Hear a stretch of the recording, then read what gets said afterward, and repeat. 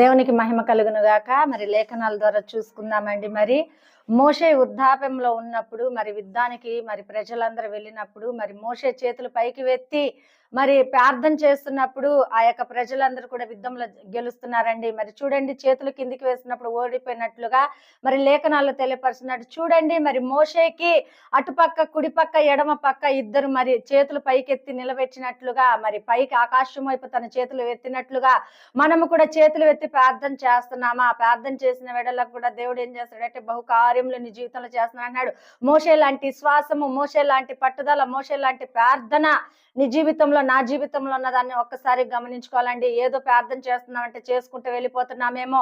దేవుడు మనతో మాట్లాడే వరకు మనం ప్రార్థన చేస్తే దేనిలో కూడా అపజయం కలగదండి. మరి మోషే ప్రార్థన చేసినప్పుడు మరి యుద్ధంలో వారు గెలిచినట్లుగా మనము కూడా ఆర్థిక పరిస్థితులు కానీ, సాతానుతో పోరాటం కానీ, దేనిలో అయినా కూడా నువ్వు చేతులు ఎత్తి ప్రార్థన చేస్తే దేవుడు